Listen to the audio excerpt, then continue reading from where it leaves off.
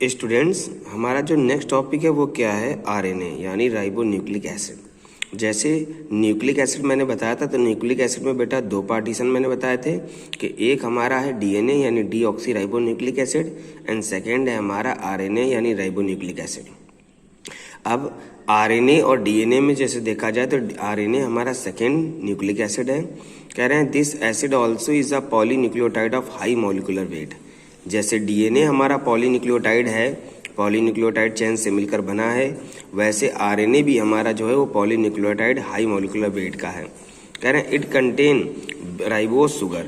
जैसे कि मालूम है आपको, डीएनए में डीऑक्सी शुगर होती है जिसका फार्मूला C4H10C5H10O4 होता है। बट आरएनए में जो शुगर है वो राइबोज शुगर है, इसका फार्मूला C5H10O5 होता है। And instant of thymine uracil is present, यानी डीएनए में हमारा थाइमिन पाया जाता है, बट आरएनए में हमारा थाइमिन के इंस्टेंट पे क्या पाया जाएगा? यूरेसिल पाया जाएगा। The nucleoside of RNA are called ribonucleoside. अब जैसे मैंने बताया था कि सबसे पहले न्यूक्लियोसाइड्स बनते हैं, यानी जब पेंटोज शुगर नाइट्रोजन बेस से अटैच होती है तो पेंटोज शुगर और नाइट्रोजन बेस मिलकर बनाते हैं न्यूक्लियोसाइड, और जब न्यूक्लियोसाइड्स आपस में फास्फोरिक ग्रुप द्वारा जुड़ जाते हैं तो वो बन जाते हैं न्यूक्लियोटाइड्स।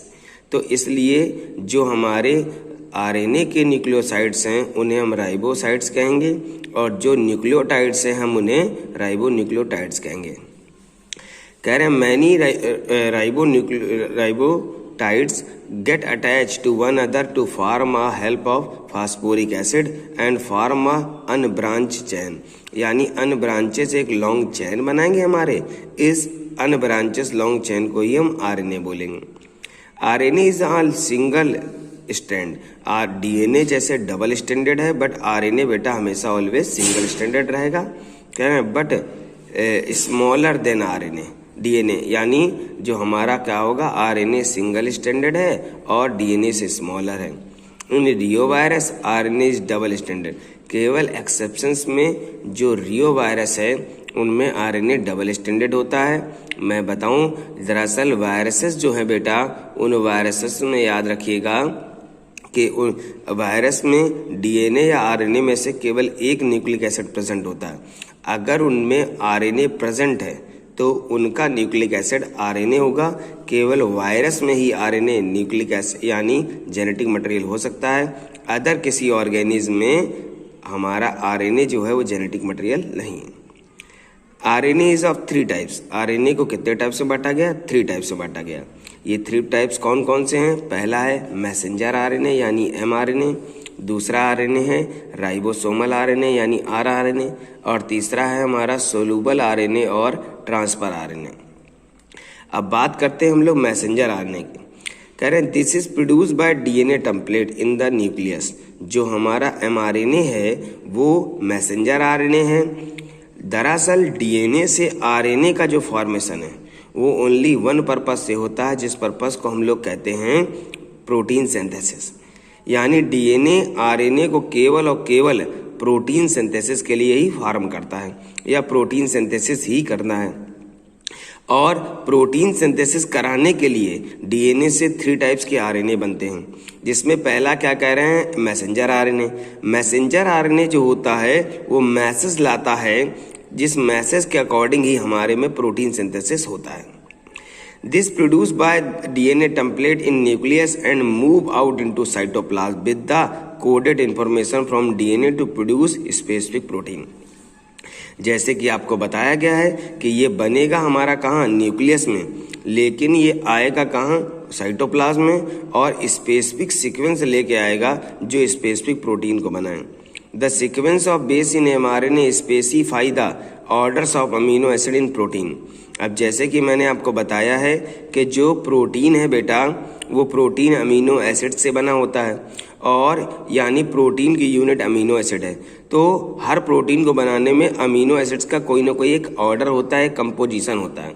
तो हर प्रोटीन के लिए जो कंपोजिशन है उसको लाने का काम होगा मैसेंजर आरएनए का।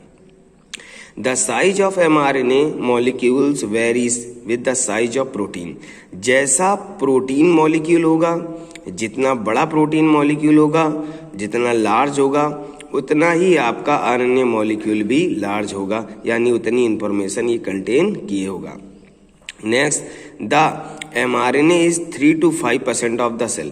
किसी भी सेल में जितना टोटल आरएनए होता है, उस आरएनए का 3 to 5% जो है वो mRNA है। It molecular weight about 5 lakh to 20 lakh. इसका जो मॉलिकुलर वेट है वो 5 लाख से 20 लाख के बिटवीन है। कह रहे हैं it is single standard and a short lived RNA. Single standard है और शॉर्ट लिव्ड है, कुछ समय तक ही लिविंग रहेगा। And carries genetic information to the ribosome from the type of protein synthesize. जैसा प्रोटीन सिंथेसाइज करना होता है वैसी इंफॉर्मेशन कंटेन करता है। It has initiation codon.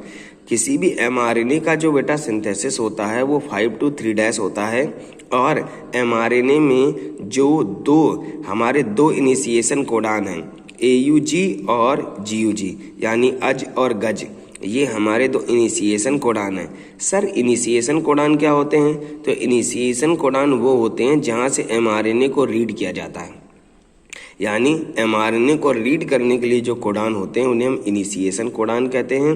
वो या तो अज होंगे या गज, यानी पूरे mRNA में जहाँ पर आपका AUG या GUG होगा, हम रीडिंग हमेशा वहीं से शुरू करेंगे। Next, terminating. और सर ये रीडिंग हम कहाँ तक करेंगे, इसका एंड कहाँ पर होगा? तो एंड होता है बेटा जहाँ पर स्टॉपर कोडान होते हैं। और स्टॉपर कोडान कौन कौन से हैं? UAA, UAG और UGA। ये जो है बेटा ये स्टॉपर कोडान है। किसी भी mRNA में लास्ट में जहाँ पर ये तीनों में से कोई एक मिल जाएगा, वहाँ पर हम रीडिंग स्टॉप कर देंगे, वो हमारी रीड में आएगा।